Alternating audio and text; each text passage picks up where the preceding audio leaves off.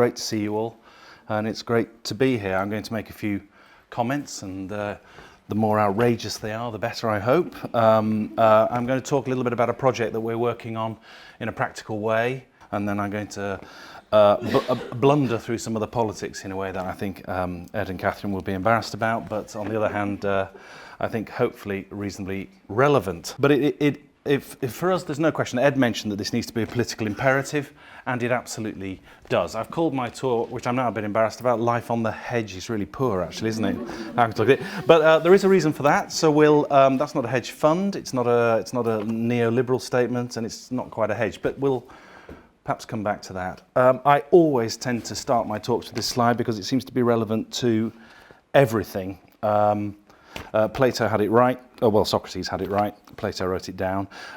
Governing a democracy is simply a matter of managing the tension between the needs of the state and the rights of the individual. What's that got to do with what we're talking about? I think central to what we're talking about is the fact that we live in a society which is about the me rather than the us. It's about the side of this equation which is about the individual rather than the collective. And this tension that we have here is very much in the wrong place. Catherine was a little bit embarrassed about the fact that she sits slightly on the right of the agenda, perhaps through policy exchange.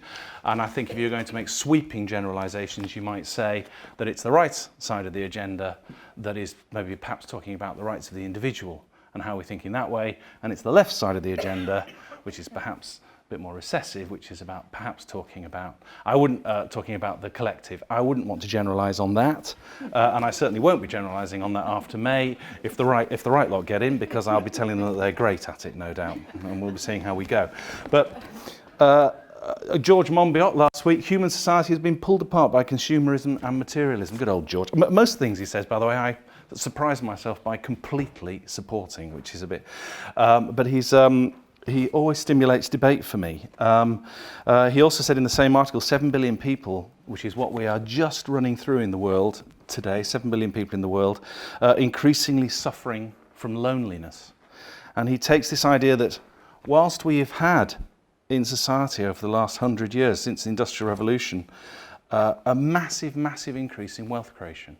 The human condition means that we have never had such opportunity. Never has invention meant that we have such opportunities to be able to improve our lot in life. But sneaking up the rails, alongside all of that, has become consumerism and materialism. So instead of spending money on us all together, thinking about the things that join us, thinking about the things that actually make us happy, thinking about communities, thinking about social things and landscape, should we say, what we actually think about is the society that I've drawn on the screen here, which is perhaps my own house, me, my car, my garden, me, what happens inside. That is the fundamental breaker for me in this whole debate. And what was interesting for me, I was thinking about it, my tax consultant phoned me and said, "Noel, you happen to have made a small amount of money this year." I said, "Well, seems unusual, surely there's a mistake." He said, "Rather than paying tax, why don't you go out and buy a car?" Now, what's interesting about that conversation is that we'll have all had similar conversations, but the reality is that is fundamental to what we're talking about. Because tax is the bit that we give to everybody else. And it is fundamentally in my roots. I said, "Of course, get the car, get the catalogue out, get the car." But that's how we are. I mean, it's difficult. The most difficult thing about this subject is the fact that it sits psychologically very much on the wrong side of the equation. You've got to be thinking in a very altruistic way and not in a selfish way, which is everyone's very natural default, it seems to me, to make a difference. I want to talk a little bit about GI, just a little bit about GI. GI, if someone says green infrastructure, most people are thinking, great, landscape architecture, brilliant, fantastic. That's all about climate change, it's about resilience, it's about sustaining urban drainage systems, it's about mitigation, it's about all sorts of stuff, it's about biodiversity, it's about all that stuff. For me, GI, first and foremost, is a social concept. Green infrastructure is about place making. And I put this slide up here. This is Tor Grove, which is in Thamesmead in London. It was a multi-award winning environmental scheme 6 years ago. Passive house, you can see all the passive house chimneys on this. This is a completely brand new development. But what no one really thought about was the place. This place does not work. All of the back gardens are being kicked in, these garden fences are being kicked in, a lot of it's boarded up. We will be knocking this housing estate down. It was only built 6 years ago, when everything. Now the reality is there's a GI agenda, which you might be the environmental agenda. What they didn't get right here is the social agenda. It is palpable about the quality and an understanding, and it was said earlier, we have to be able to really understand the economic environment, the complexity of our cities, how people really work in these places before you can design effectively for those places. This place has all the green agenda in the world. That is not GI. GI is the whole piece, and it involves placemaking. This is just bringing that idea up to date. So how are we getting on at the moment? What we're noticing at the moment is I just thought, well, as it happens, this is an allotted housing site. So we've got our local authority. This is the South Lakes District Council, which happens to be where I live. My mother's house is this one here, it's number 11.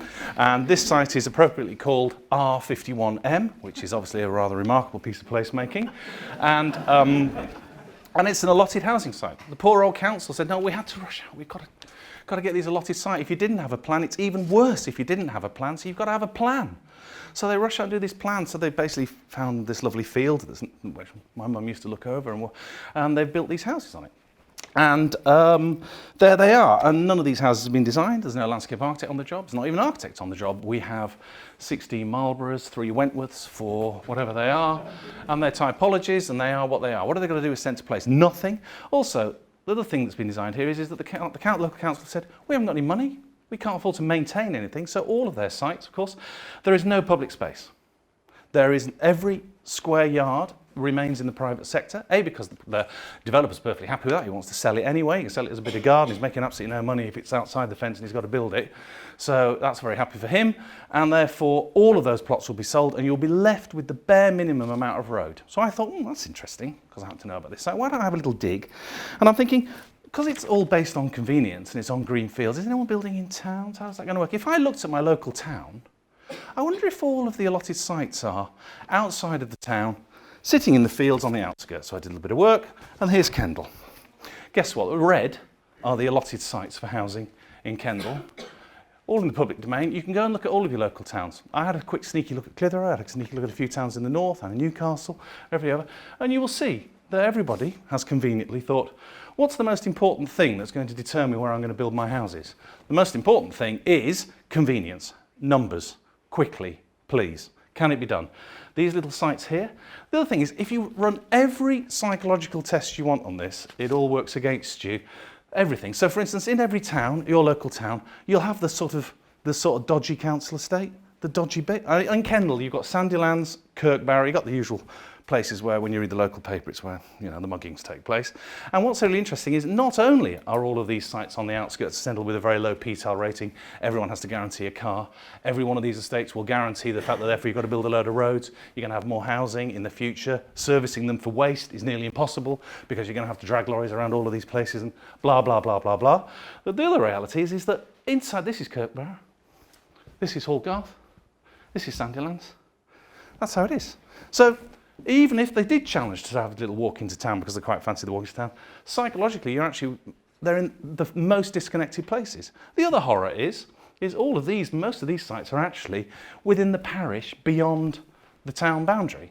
So actually, the local parish council that has signed up to the local area partnership got pretty well dumped on, because the town councillors in the middle here had a bit of a majority vote in the planning committee. So they voted it all through, and guess what? No NIMBYs in the middle of town have any new houses being built anywhere near them, where it would be a good place to build houses. All the people in the local parishes do. It gets more upbeat, guys. So we're going to move on now. So this is so on the back of that, we were asked to, not on the back of that, we're really interested and passionate about housing in my practice, and we were asked to look at this site here, and this is Bicester. Bicester, the government have chosen to make Bicester an eco-town in their name. We've been working on it for years, but they seem to think that they can badge that up now, and that's fine. And the site for the Bicester that we were going to work on, which is just over 2,000 new homes, is in part of the eco-town outside Bicester. This is one of our early mapping on the master planning showing the local area, little areas of shops and the local parts of the town outside of the centre of Bicester. And it's in a greenfield site, so that was a bit worrying. And I looked at that and I thought, don't really want to build on greenfields. Really doesn't work. The P-tile, you can sort of see suburban sprawl. You're butted up against the back. The suburban sprawl in the town. Is that really a great place to be building? Especially when I've done my calculations through the GLA plan. 2050, 3 to 5 million more people in this country. That's about 12 Bristols, about 438,000 people in Bristol. 12 more Bristols. If we build them all out here in the convenient places, I reckon that's just under 2,000 square miles of field. You know, so I'm sort of feeling pretty antsy about this. But it's a little bit like it was in the 80s when I was at college. I decided, do you want to be involved in this or don't you want to be involved in this? It's a bit like the nuclear power debate. I thought, if someone said to me at college, would you work on a nuclear power station, Noel? Would you, as a landscape architect, when I was a student? I said, yeah. The money's good. No, I mean, I said, yeah, I would, because you've got to be on the inside of it. You can only make it better if you're working on it. So we'll work on it. So we started to have a think about Bicester. This is the Farrell wider master plan. And the idea was actually, you can see our site slotted within it. And we're one of the communities. There are sort of two communities that are bisected by the railway line as you travel out to Bicester. On the edge, 8,000 homes, just under 8,000 homes in total going in here. And we have the Ecotown principles, which are fixed. Minimum 40% open space, of which half must be publicly accessible. Maintaining and enriching local habitats, zero carbon, and low density were fixed. I don't think they're all quite the same, but these are the fixed points that we were working with. All of them actually really difficult. 40% open space is a load of open space when you're going to go around to your local council and say, congratulations, you get to maintain all of this when we're finished. At the moment, when they've got all the cuts and all the rest of it, that's really, really tricky. Maintaining and enriching local habitat, fine. Zero carbon, fine. Low density, another real problem. That low density is exactly the same as the image that I've just showed you of the suburban housing. I don't want to build like that if I can avoid it, but that, if you're only allowed up to 50 homes per hectare, how can you get some sort of critical mass that's going to make that work? So really challenging. So here's one of my childish scribbles that we start at the beginning of the project.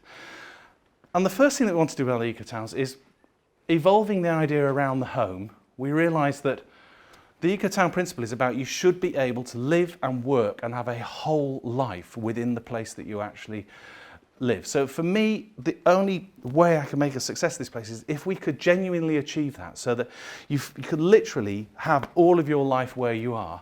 But of course you always have the rest of the world, and the road and your car link you, rightly so, to visiting Granny at the weekend and doing all of those other things that you've got to do and go on holiday and business and stuff.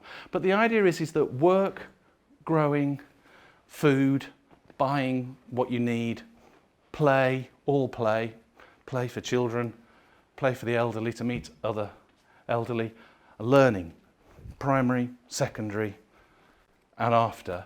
All of those theoretically should be linked in an environment that relates to home, and that the landscape is the key piece of the jigsaw that links all of those elements together.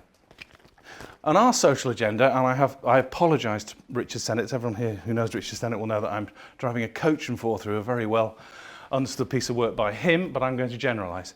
He came up with the idea of edges, a place where things happen as there are no rules. And what I mean by that is, these are the bits between an area of housing and the centre of town, an area of industrialisation and an area of resi, or however it may be, and it's in the edge bits. It's the bits between things where something happens, where it can be a bit exciting. That could be a street, could be a market, could be all sorts of things. But he also came up with the notion of borders.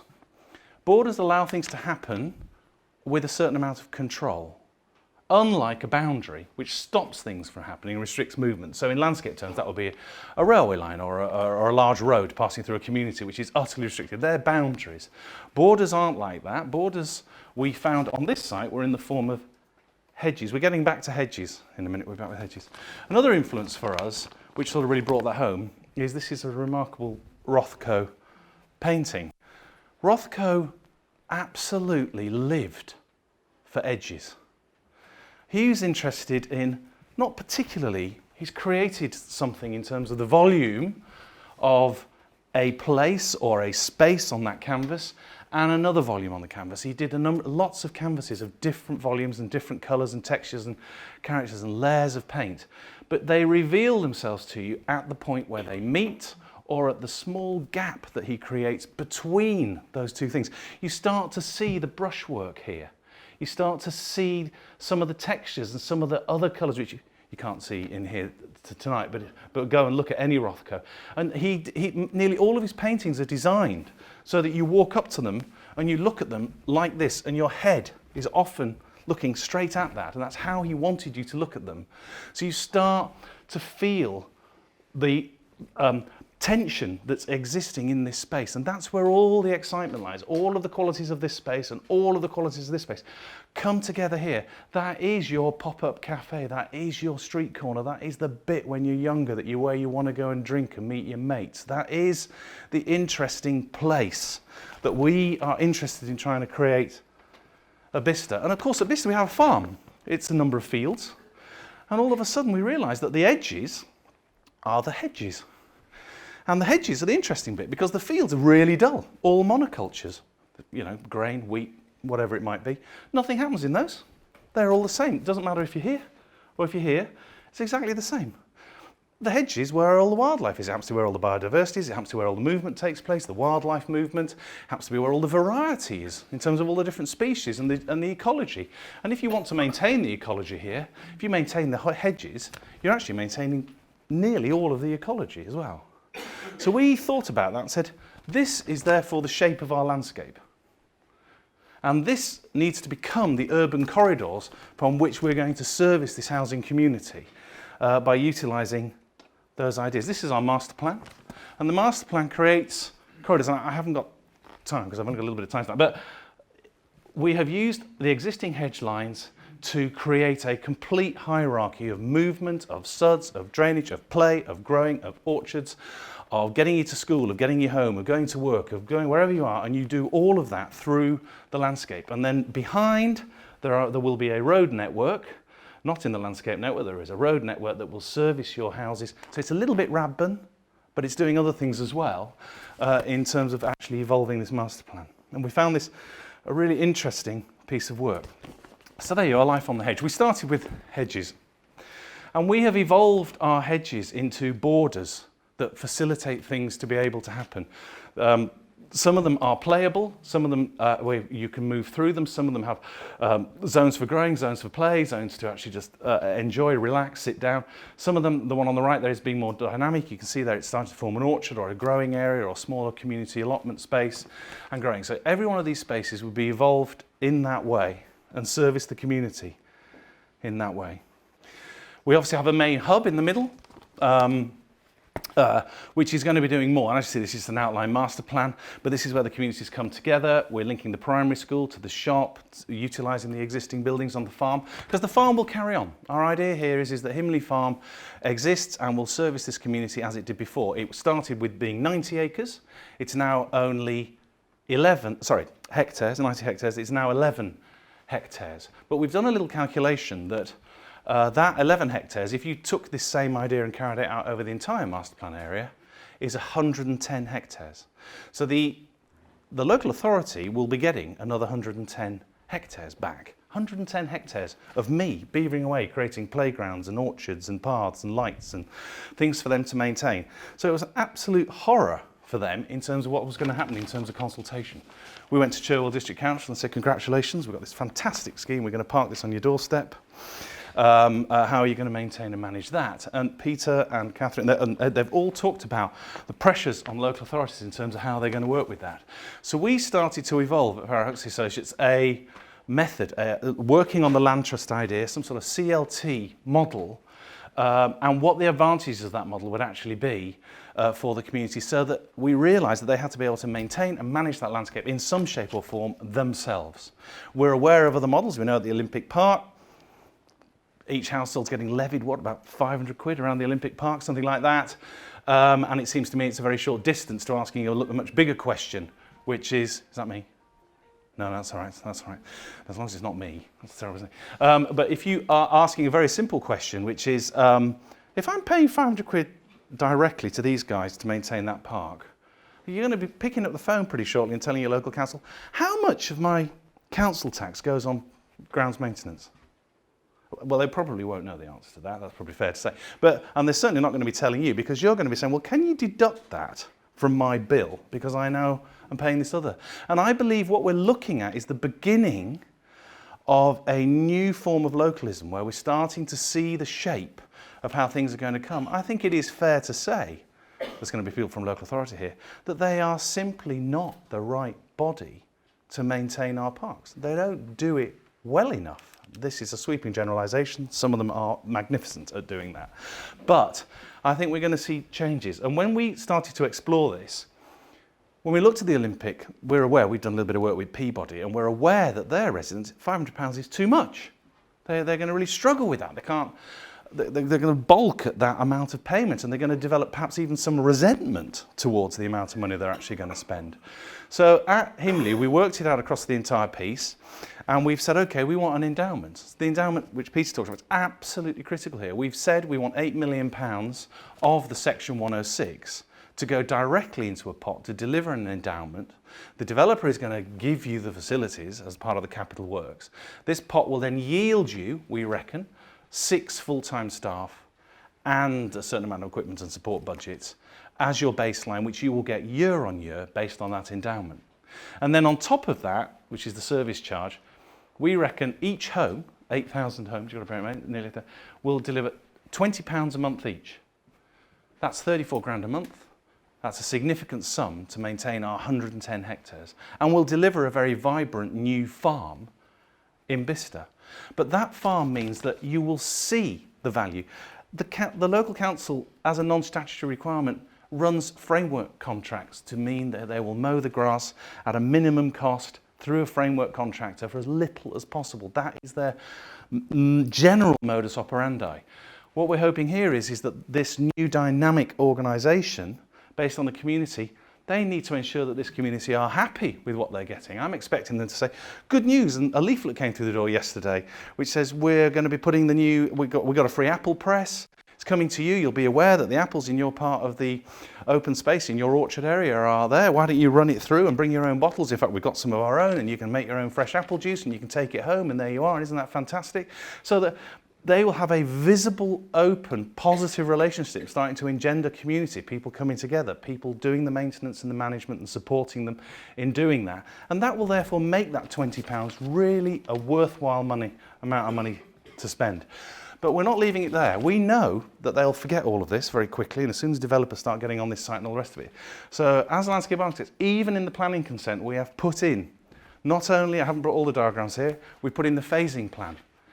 When it has to be there by, at what stage are you going to employ these people, exactly what the timeline is, so that this thing can happen and get legs and work. And this has been an amazing exercise in terms of, for us, starting to understand a new way of perhaps how you can start to pay for your landscape. So I'll now answer the question which I should have got to right at the beginning. So who pays? And I've got just 4 points here. Landowners, developers and politicians must recognise the relatively small investment in landscape is essential to maximise return. This is the why question. The why. Why GI? And we don't sell it enough. We've got to talk about it. Our work down at Himley, at Bicester, is about totally getting the council on side, because they realise that what we're saying is achievable and doable. The 2 key councillors in the council turned around and said, your landscape, when you do this and you do this thing, and I can see your enthusiasm for making this work, it's going to make all of our landscapes look really crap. What's going to happen with the rest of Bicester? And I said to him, well, you could get Himley Farm to do the rest.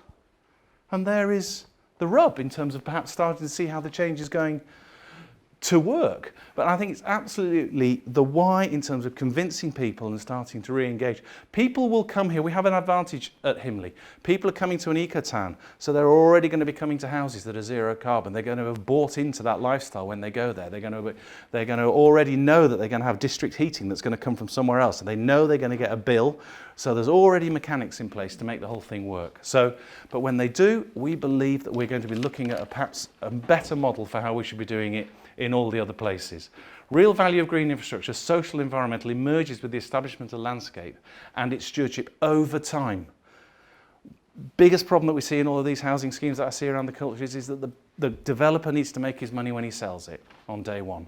The reality is the value only comes in the medium and the long term. My work at Ebbsfleet, my work at Northstone, my work with the government is that developers really struggle, particularly on sites, as soon as you move away from the southeast, to be able to make that profit. So what happens? David Cameron's saying, fine, don't bother with the sill. Don't bother with the Section 106. Don't bother with the... Strip it away, because I've got to get these houses built. That is an oxymoron for me. You can't do that, because you will not then be creating places of quality. So what we've got to do is developers need to realise mechanisms to harvest the medium and long-term site value. If they can't look at ways of being able to maintain an interest in that site, so that as it evolves into a fantastic place, the resale value has gone up, and it goes up again, and it goes up again, either through rent, lease, or staying in the market themselves by keeping property there. They need to think of ways in which they can actually harvest the longer term profit. And if they can't, which is certainly the experience at Ebbsfleet, and it's certainly the experience in lots of government sites, then actually the local authority or the public bodies or government have to realise these sites and then somehow evolve the value in a different way. That would mean still using the muscle of the private sector to build it and get it done, but cutting a deal with them, which is perhaps a loan-based deal, so that they can, as those sites realise the profit which the government can then harvest, they can then pay back in 10 or 15 or 20 years' time when the actual value has actually appeared in those sites. These are really critical agendas, but this is some of my early thoughts on that. Thank you very much.